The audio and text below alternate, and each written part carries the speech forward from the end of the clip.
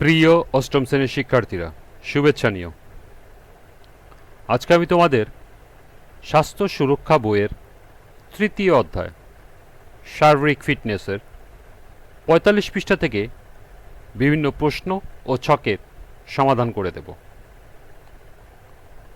প্রথমে তোমাদের বলবো, যারা আমার চ্যানেলটি সাবস্ক্রাইব করো নাই তারা আমার চ্যানেলটি সাবস্ক্রাইব করবে এবং আমার সাথে থাকবে। তাহলে চলো আমরা ক্লাস শুরু করি। ৪৫ পৃষ্ঠায় প্রথমেই আছে কেউ পানিতে ডুবে গেলে যা করব, অর্থাৎ পানিতে কেউ ডুবে গেলে আমরা যা করব তা এখানে লিখতে হবে। তো চলো এখন আমরা এটির সমাধান দেখে নিই।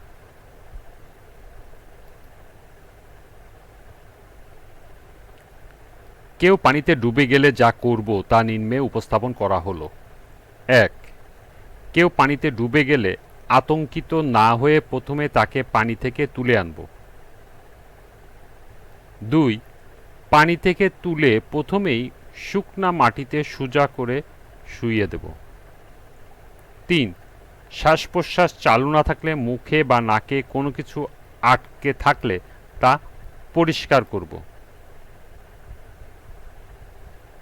৪. শ্বাস প্রশ্বাস চালুর জন্য কৃত্রিমভাবে নাক বন্ধ করে মুখে মুখ লাগিয়ে বাতাস দিব। ৫. পালস না পাওয়া গেলে ২ হাত বুকের বাম পাশে রেখে চাপ দিতে থাকব। কমপক্ষে ৩০ বার বুকে চাপ দিব এবং মুখ লাগিয়ে বাতাস দিব। ৬. শ্বাস প্রশ্বাস চালু না হলে বুঝতে হবে ফুসফুসে ও পেটে পানি জমেছে। তখন পানি বের করার জন্য ব্যক্তিকে উপর করে শুইয়ে দিয়ে পেট উঁচু করে ধরব। তারপর আস্তে পিঠে চাপড় দেব। এই পদ্ধতি দ্রুত করব। এবং সর্বশেষ ৭. শ্বাস প্রশ্বাস চালু না পর্যন্ত কৃত্রিমভাবে শ্বাস দেব এবং হাসপাতালে নিয়ে যাব। এই ছিল কেউ পানিতে ডুবে গেলে যা করব এর সমাধান।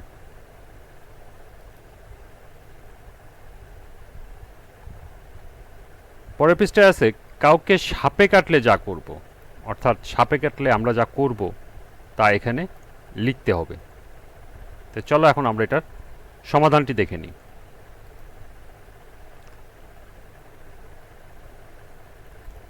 কাউকে সাপে কাটলে যা করব তা নিম্নে উপস্থাপন করা হলো।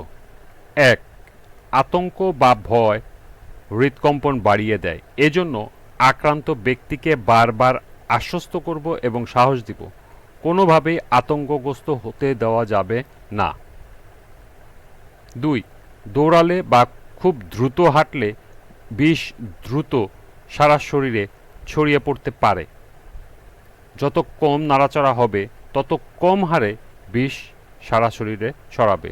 তাই আক্রান্ত অঙ্গ অবশ্যই স্থির রাখবো এবং বেশি নাড়াচাড়া যেন না হয় সেদিকে খেয়াল রাখবো বা লক্ষ্য রাখবো। ৩. আক্রান্ত স্থান ভেজা কাপড় দিয়ে বা জীবাণুনাশক দিয়ে আলতোভাবে মুছে দেব।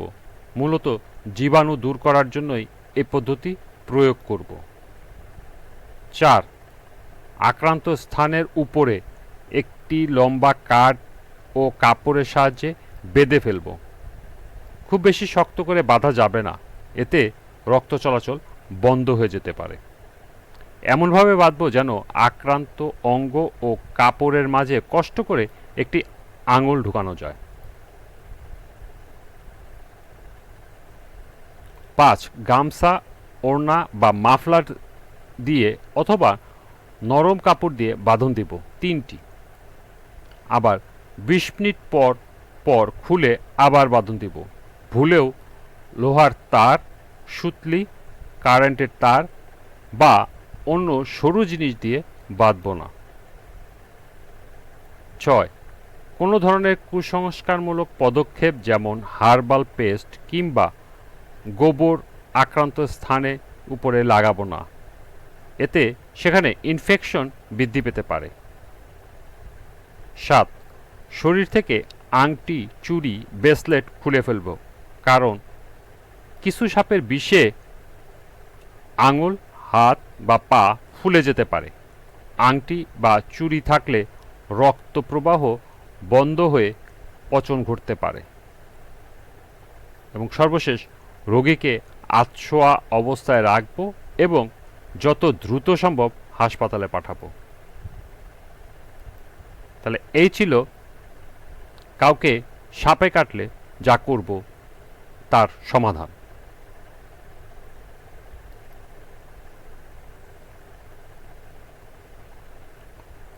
আমাদের নিশ্চয় মনে আছে, সপ্তম শ্রেণীতে প্রাথমিক চিকিৎসায় একটি রিসোর্স বুক তৈরি করেছিলাম। শিক্ষকের সহায়তা নিয়ে শ্রেণীর সবাই মিলে পানিতে ডোবা ও সাপে কাটার প্রাথমিক চিকিৎসায় কি করণীয় তা একইভাবে সংরক্ষণ করব।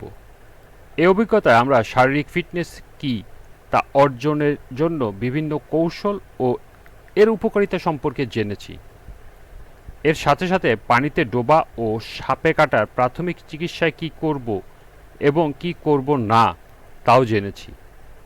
এবার নিজেকে ফিট রাখতে কি করব তার সিদ্ধান্ত দেওয়ার পালা। নিজের ফিটনেস ঠিক রাখতে আমি নিয়মিত যে চর্চাগুলো করতে চাই তার নিচের ছকে লিখি। এখানে একটা ছক দেওয়া আছে, শারীরিক ফিটনেস বজায় রাখতে প্রতিদিন আমি যা যা করব, অর্থাৎ আমার শরীরের শারীরিক ফিটনেস যেন বজায় থাকে এজন্য আমাকে কি কি করা উচিত বা আমি কি কি করব তা এখানে উল্লেখ করতে হবে। খেলা বা ব্যায়ামের নাম, কখন করব সেটা এখানে লিখতে হবে। তো চলো এখন আমরা এই ছকটির সমাধানটি দেখে নিই।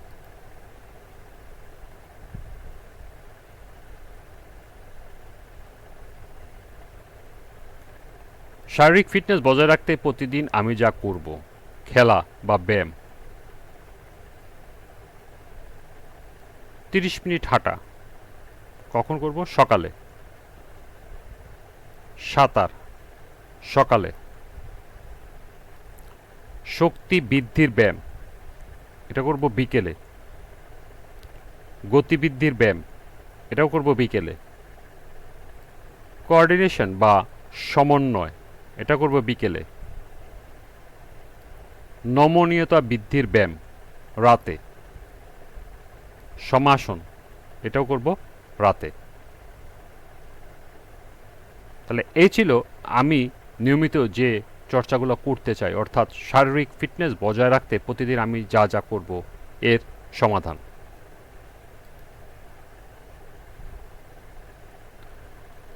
আজকের ক্লাসটি এ পর্যন্তই। আমরা পরবর্তী ক্লাসে 48 পৃষ্ঠা থেকে বিভিন্ন ছক ও প্রশ্নের সমাধান করে দেব।